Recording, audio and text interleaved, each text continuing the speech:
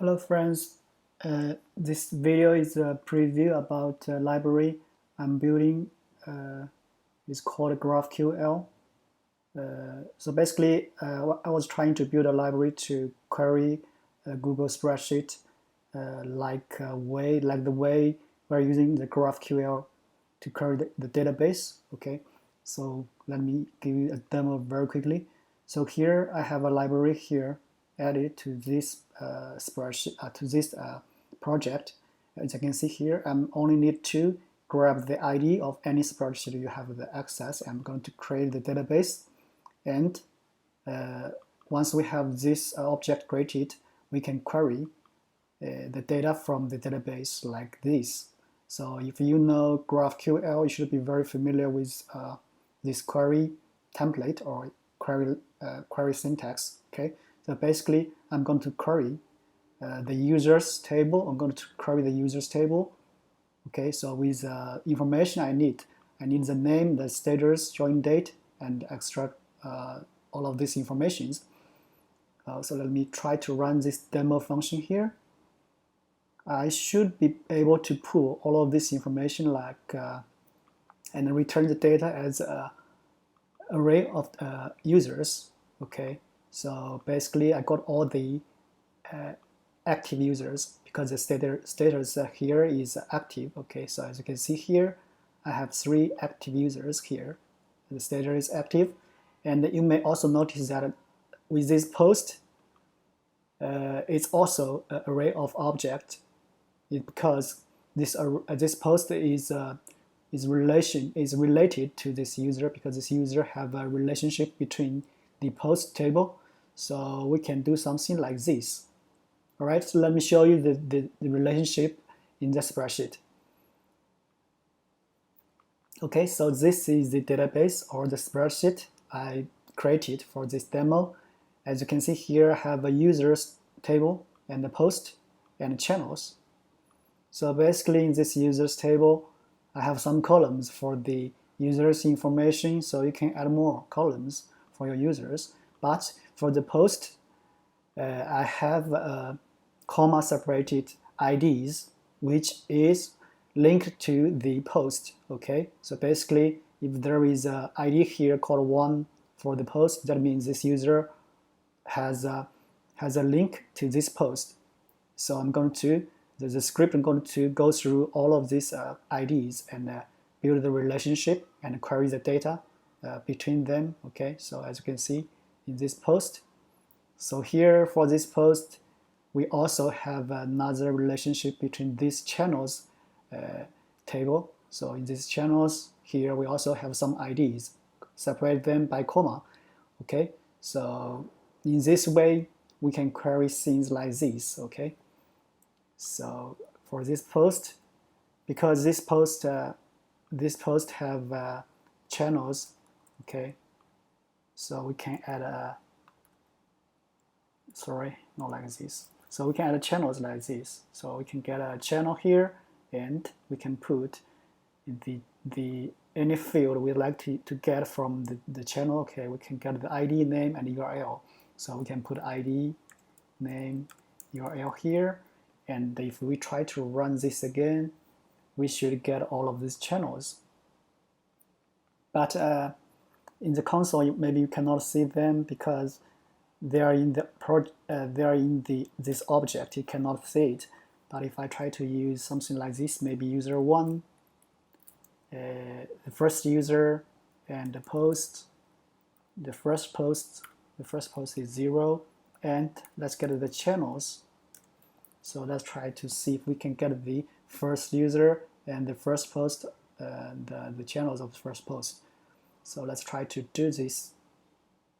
We should be able to get all the, yes, as you can see here, we get the channels with information of ID, name, and URL, okay, which is defined here. So basically, I only build a very quick demo here. Only can retrieve data from the spreadsheet, but right now I cannot modify data, do some mutations, change data, delete data from the database. But I'm planning to work on this library when I have time. Okay, so basically what we can do with this library.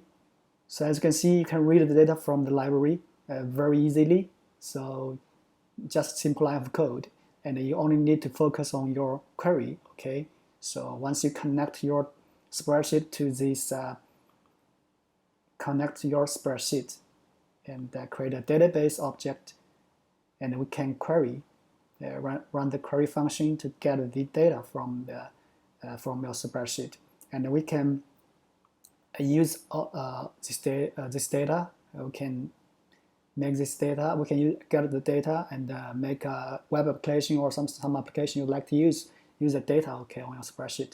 So the very first one here, we can make this as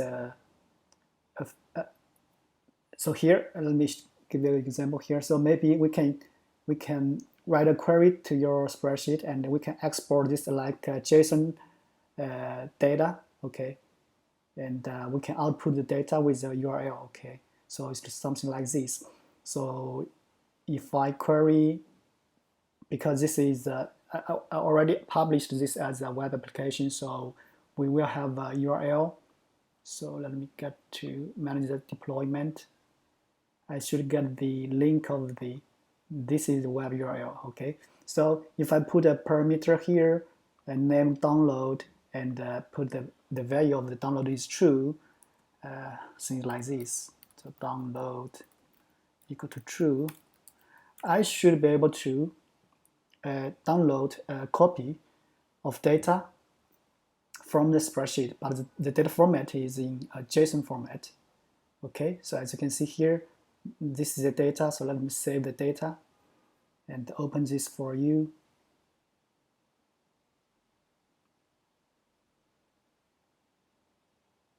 Where is it? Okay, it's opened in Firefox. So as you can see,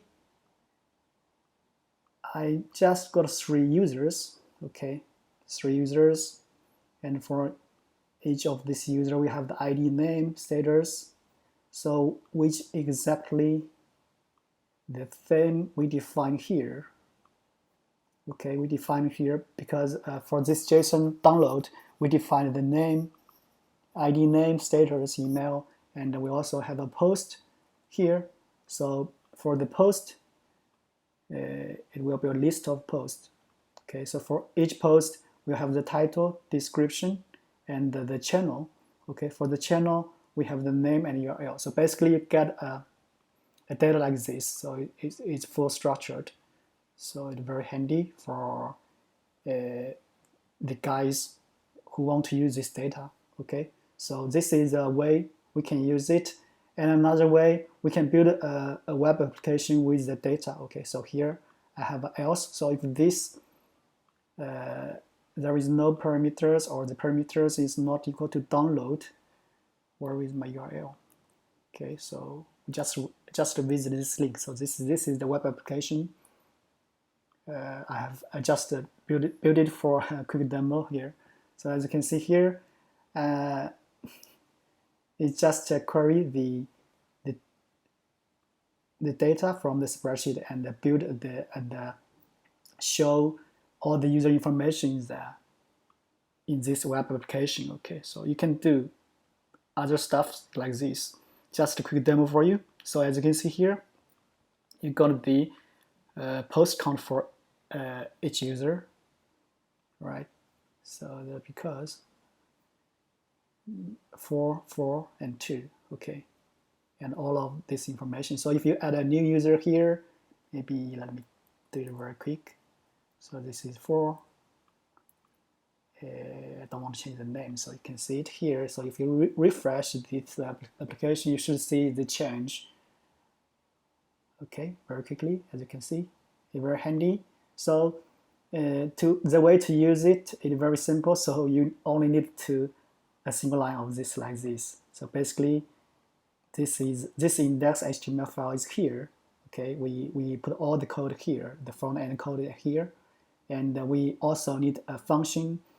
It's like the API, so you can use from the front end to get the data from the back end, okay, to use this query. So let me show you this function. It's very simple, just very similar to this demo. The only difference is the query and the variables will be provided from the front end. Okay, we don't need to define here at the back end. And the thing we need to do, we also need to create a database. So with the ID of the spreadsheet, and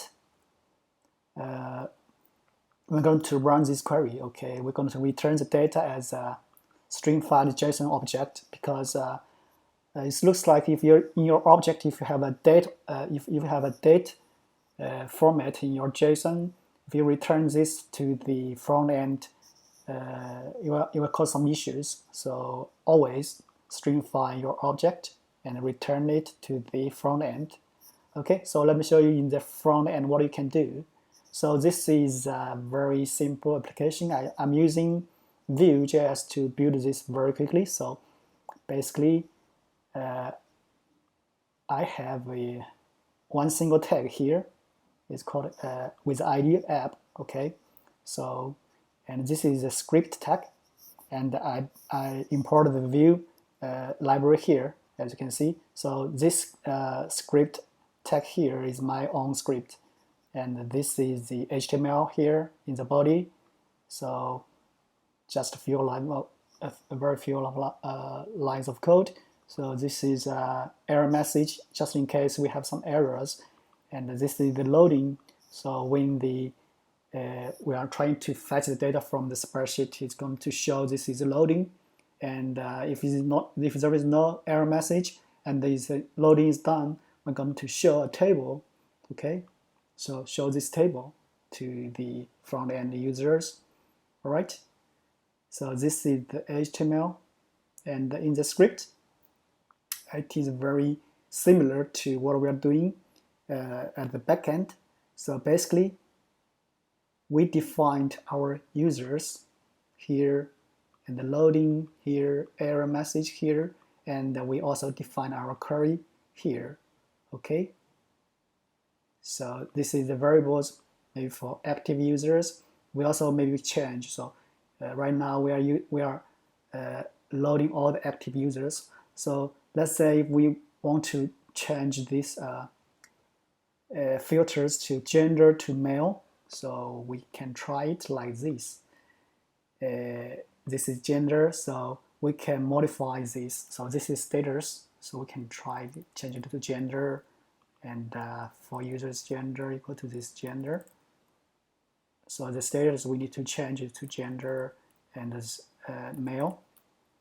Okay, so now we're trying to get the users, get all the male users from the database. So if I did this change at the front end, let me check if I need to republish it or not, because this is a production URL, so I'm not sure. It's not working. So if I try to test the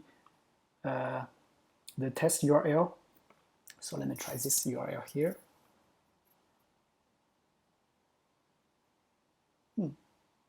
Okay, as you can see, it's different now. I got 3 male users from the database. So it looks like, so to make this change happen in your front-end production environment, you need to republish your project. Okay, so it is very easy to use, I think. So if you're trying to build a very lightweight application with a spreadsheet, I think this could be very useful. Okay, so this is where you define your data and modify your queries, and here is the structure of your table. Okay, as you can see, I have the ID, name. So basically, just the columns of these tables is called headers. Okay, so the text is a display text in this header, and the value is a key. Basically is the key of the data from your database. Okay. So basically, when this project is created, I'm going to run this query. Okay. So this run query function is defined above. It's defined here.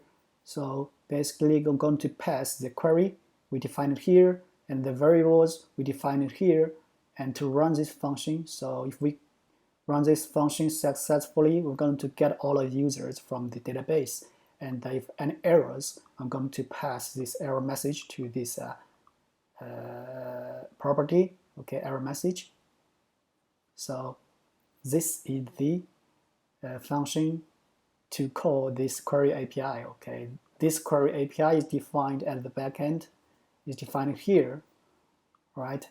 So as you can see, this is the variables, and this is the query. We just need to run this query function, okay? So we can get whatever data we want. So just simple like this.